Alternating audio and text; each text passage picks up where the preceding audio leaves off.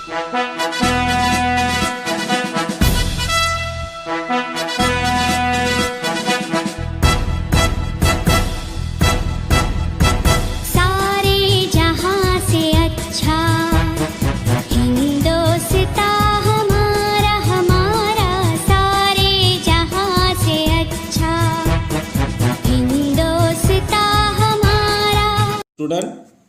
अस्सलाम वालेकुम। The boy who broke the bank, इसके बारे में हमने पार्ट 1 देखा है और पार्ट 2 में हम जो है तो उसके आगे से देखने वाले हैं। इस सबक के मैं 3 पार्ट करने वाला हूं क्योंकि ये सबक काफ़ी बड़ा है। तो हमने यहाँ तक देखा था the boy who broke the bank. हमको ये मालूम है कि ये इस सबक के जो राइटर है उनका नाम रस्किन बॉन्ड है और हम जो है तो यहाँ तक के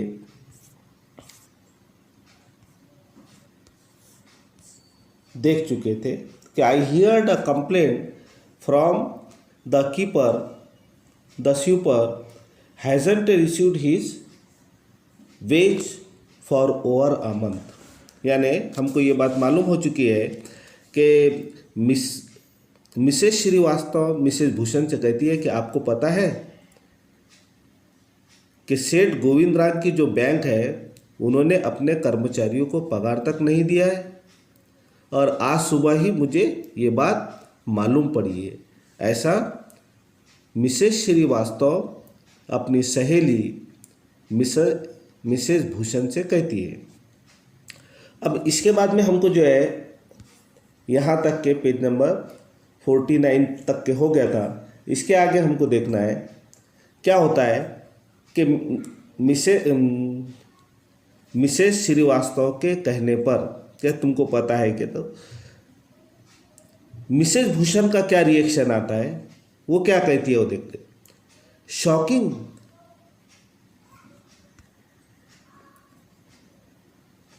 रिमार्क मिसेस भूषण। ये बात को सुनकर मिसेस भूषण कहती है कि ये बात तो बहुत ही ताज्जुब की बात है। If they can't pay the sweepers they must be in a bad way. यानी मिसेस भूषण कहती है कि अगर स्वीपर बॉय का पगार नहीं दे, यानी बैंक जो है तो वो स्वीपर बॉय का यानी झाड़ू लगाने वाले का बैंक नहीं दे सकती, यानी पगार नहीं दे सकती है बैंक, तो इसका ये मतलब है कि बैंक की हालत बहुत बुरी है। None of the other could be getting paid either. इसका मतलब ये है कि उस बैंक में किसी को भी पगार नहीं मिल रहा है। उसके बाद क्या होता है, she lift Mrs Srivastava at the tamarind tree and went in search of the husband who was sitting in front of Kamal Kishore's photography shop talking with the owner। वहीं उस इमली के पेड़ के नीचे मिसेस श्रीवास्तव को छोड़कर मिसेस भूषण वहाँ से चली जाती है और अपने शौहर को तलाश करने के लिए वो बाज़ार में जाती है और उसका शौहर यानी मिस्टर भूषण कहाँ पर है, वो कमल किशोर फोटोग्राफी शॉप है, यानी फोटोग्राफी की दुकान है, शॉप है, वहाँ पर वो बैठे हुए थे और वो कमल किशोर जो उस शॉप का उस दुकान के मालिक थे उनसे बातें करते हुए मिस्टर भूषण वहाँ पर बैठे हुए हैं। So there you are, cried Mrs Bhushan. वो अपने शौहर यानी मिसेस भूषण अपने शौहर को देखकर कहती है कि आप यहाँ बैठे हो, आप यहाँ बैठे हो क्या? I have been looking for you for almost an hour. Where did you disappear? Disappear कहते हैं गायब होने को। यानी मैं आपको 1 घंटे से ढूंढ रही हूँ, आप कहाँ गायब हो चुके थे। मिस्टर भूषण जो है तो उसका क्या जवाब देते, now here replied mister Bhushan, had you remained stationary in one shop, I might have found you, but you go from one shop to another like a bee in a flower garden। अब mister Bhushan जो है तो उसको कहते हैं कि तुम कभी एक दुकान में रुकी हुई रहती हो, अगर तुम एक दुकान में रहती तो मैं तुमको मिल जाता, लेकिन तुम एक दुकान से दूसरी दुकान में जाती हो और दूसरी दुकान से तीसरी दुकान में जाती हो, यानी घूमती हो। जैसे कि बागीचे में फूलों के ऊपर मक्खियाँ घूमते रहती है, ऐसे तुम एक दुकान से दूसरी दुकान, दूसरी दुकान से तीसरी दुकान में जाती हो। अगरचे तुम एक दुकान में रहती तो मैं तुमको मिल जाता, जैसा कि बागीचे में फूलों के ऊपर मक्खियाँ घूमती है, उसी तरह जो है तो तुम घूम रही हो। तो don't start grumbling. Mrs Bhushan क्या कहती है, don't start grumbling, the heat is trying enough. Mrs Bhushan कहती है कि आप कुछ भी मत बोला करो। ग्रम्बलिंग कहते हैं बड़बड़ करना, यानी बड़बड़ मत करो, पहले से तो यहाँ पर बहुत गर्मी है। I don't know what is happening to people Nagar bank, even the bank about to go to bankrupt. अब देखो बात कहाँ आ गई, यानी अफवाह कैसी फैल रही है। ये सबक में हमको यही ध्यान, अफवाह कैसी फैल रही है, बात में जो है तो कैसी बात जो है तो फैल जाती है, अफवाह किधर से किधर चल जाती है। तो डोंट स्टार्ट ग्रम्बलिंग, यानी कुछ भी मत बोला करो, यानी बड़बड़ मत करो। The heat is trying enough, यानी एक तो समझो गर्मी बहुत है यहाँ पर। I don't know what is happening to people Nagar, even the banks about to go to bankrupt. Bankrupt कहते हैं दिवालिया निकल जाना। मुझे तो समझ नहीं आ रहा है कि इस पीपल नगर में क्या हो रहा है, वो कहती है। इतना ही नहीं, पीपल नगर की जो बैंक है वो भी क्या हो गई है, करप्ट हो गई है, यानी उसका दिवालिया निकल रहा है, ऐसा वो कहती है। What is that said Kamal Kishore sitting up suddenly, which bank. ये सुनने की, यानी ये बात जो है तो कमल किशोर ने सुना, जो वहाँ बैठा हुआ था। वो कहता है, यानी वो अच्छा उसको पूछता है, वो कहता है कि क्या बात कर रही हो। बैठे हुए उसने, यानी कमल किशोर ने कहा कि किस बैंक के बारे में तुम जो है तो बात कर रही हो। यानी कौन सा बैंक जो है तो क्या हो रहा है, दिवालिया हो रहा है।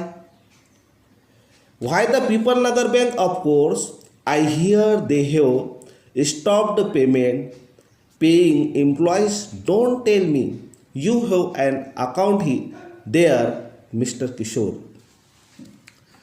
वो कहती है कि मैं पीपल नगर बैंक के बारे में बात कर रही हूँ। मैंने सुना है कि उस बैंक के एम्प्लॉइज़, यानी वहाँ के कर्मचारी को पगार देना बंद किया है। मिस्टर किशोर, मुझे ये मत बताओ कि तुम्हारा बैंक में अकाउंट है। No but my neighbour has, he exclaimed, and he called out over the low partition to the keepers of the barber shop next door. Deepchand, have you heard the latest? The People Nagar Bank is about to collapse. You heard? Better get your money out as soon as you can. वो कहता है मेरा तो bank में account नहीं है, लेकिन मेरा जो पड़ोसी है, यानी मेरा जो नेबर है, मेरा जो बाजू वाला है, बाजू की दुकान वाला है, उसका अकाउंट उस बैंक में है। और उसका जो पड़ोसी है, यानी बाजू वाला दुकान वाला जो है, वो क्या है? वो बार्बर है, यानी वो नाई है। और उसका नाम जो है तो वो बार्बर का नाम दीपचंद है। और वो उसको वहाँ से ही आवाज़ देता है, यानी कमल किशोर जो है तो बाजू भी दुकान है उसकी, वो उसको दुकान में से ही कमल किशोर दीपचंद को आवाज़ देता है। दीपचंद, वो कहता है कि दीपचंद तुमने सुना है अभी की खबर पीपल नगर की, कि पीपल नगर बैंक जो है वो कॉलेप्स यानी बर्बाद होने वाला है, बंद होने वाली है वो बैंक। और कमल किशोर उसके बाद में, और कमल किशोर कहता है कि जितने जल्दी हो सके अपना बैंक में से पैसा निकालो। दीपचंद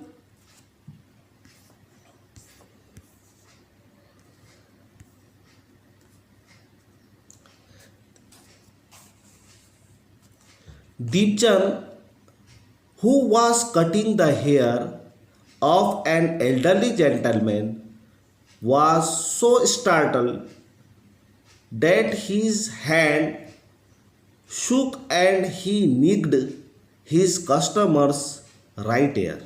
अब क्या होता है कि दीपचंद जो है तो एक कटिंग बना रहा होता है।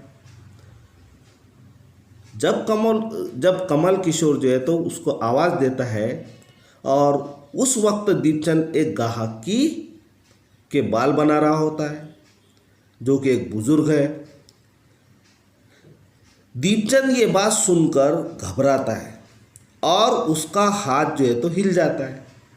इस वजह से उस गाहक का जो कटिंग कर रहा था कान के ऊपर थोड़ा सा कट जाता है। तो क्या होता है? कान के ऊपर का थोड़ा सा कट जाता है। द कस्टमर एल्प्ड, एल्प कहते हैं चिल्लाने को, with pain and distress. Pain because of the cut and distress because of the awful news he had just heard, with one side of his neck still unshaven, he speed across the road to general merchant's store where there was a telephone। और कान कटने की वजह से वो जो गाहक था वो क्या किया, उसने चिल्लाया। जब हमको किसी चुभ जाता है या कट जाता है, हम नाई के यहाँ कटिंग बनाने जाते हैं या शेविंग करने जाते हैं, तो हम क्या चिल्ला उठते तो, और उसको एल्प कहते हैं। और उसको बहुत दुख होता है, उसको बहुत दुख होता है, यानी कान कटने की वजह, कान कटने से उसे दर्द हुआ। और दुखी वो क्यों हुआ? ये दुख भरी खबर सुनकर वो दुखी हुआ। उस गाहक की एक बाजू की दाढ़ी नहीं हुई थी, यानी एक तरफ की दाढ़ी हो गई थी उसकी और दूसरी तरफ की बाकी थी। एक तरफ की दाढ़ी बनाना उसका अभी बाकी था। वो वैसे ही एक तरफ की दाढ़ी बनी हुई और एक तरफ की दाढ़ी नहीं बनी हुई, वो वैसा ही वो गाहक उठा और रास्ता पार करके वो एक स्टोर से, यानी इस पार से जो है तो रोड क्रॉस कर वो चला गया, दौड़ता हुआ चले गया जहाँ पर टेलीफोन बूथ था।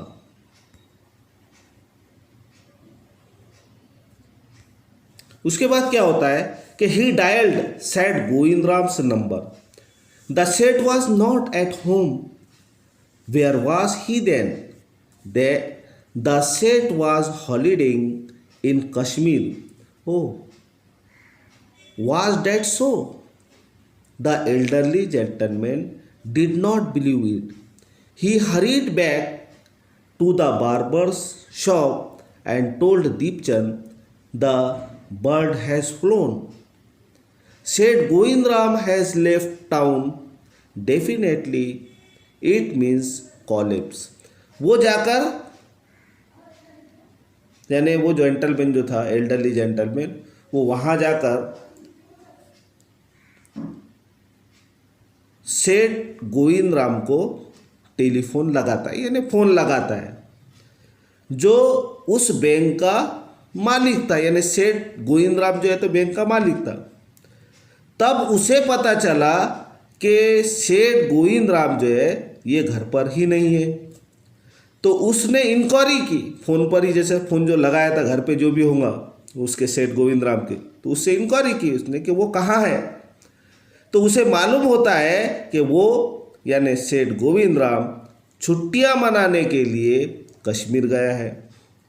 ऐसी बात है कि वो कहता है उससे जो फ़ोन पर था उधर से, ऐसी बात है कि उससे कहता है उस बुज़ुर्ग आदमी को इस बात पर भरोसा नहीं आया कि वो छुट्टी मनाने वहाँ गया, क्योंकि अफवाह जो है तो फैल चुकी थी।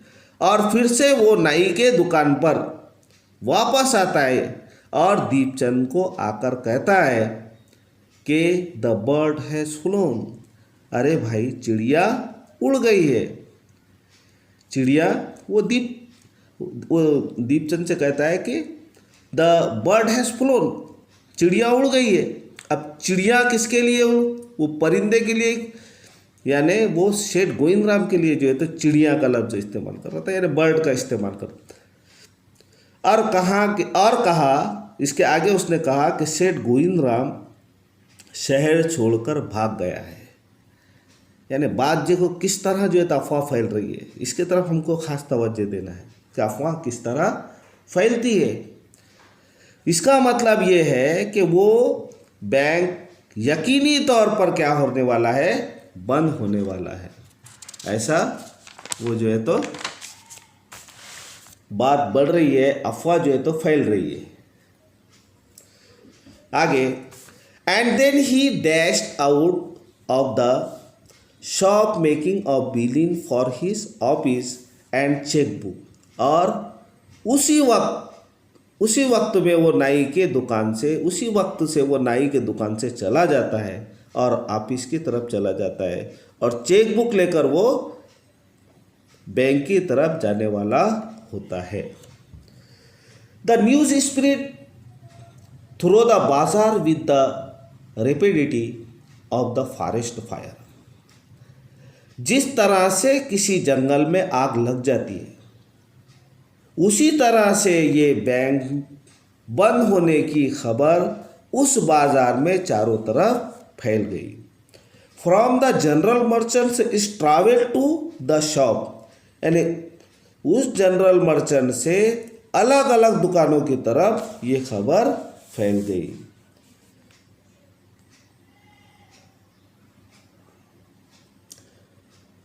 Circulated among the customer and then spread with them in various directions to the battle seller, the tailor, the free vendor, the jeweler, the beggar sitting on the pavement। यानी क्या हुआ कि ये जो न्यूज़ थी, ये जो खबर थी, अलग अलग गाहक में ये खबर फैल गई। इस तरह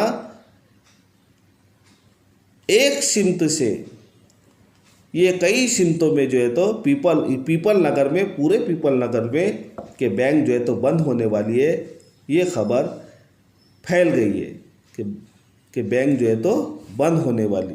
ये खबर पूरे पीपल नगर में फैल चुकी थी। ये खबर जो है तो फेरी वालों तक के, टेलर को और ज़ेवरात बनाने वालों के पास भी ये खबर पहुंच गई थी। इतना ही नहीं, यानी ये खबर इतने लोगों तक के तो पहुंची थी, बल्कि वहाँ एक भिखारी जो फुटपाथ पर बैठकर भीख मांगता था, उसके पास भी ये बैंक की खबर पहुंची। Old Ganpat the beggars had crooked leg.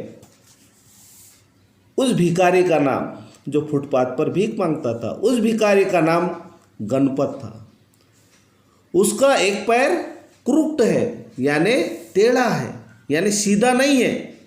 He had been skating on the pavement for years calling for arm. कुछ सालों से वो फुटपाथ पर बैठा करता है और वहाँ बैठकर वो भीख भीख मांगता है। आर्म्स का मतलब होता है भीख मांगना। In the evening someone would come with a barrow and take him away। शाम के वक्त, यानी दिन भर वो भीख मांगता है फुटपाथ पर बैठकर, और शाम के वक्त कोई आता है, यानी बैलगाड़ी, बैरो कहते हैं, बैलगाड़ी आती है, यानी कोई उसको लेने के लिए आता है और उसे लेकर वो चला जाता है। He had never been known to walk. वहाँ पर जितने भी लोग, कई सालों से जो है तो वो भीख मांग रहा था, कई साल हो चुके थे वहाँ पर वो। He had never been known to walk, और किसी ने भी वहाँ वो भिखारी को चलते हुए नहीं देखा है। But now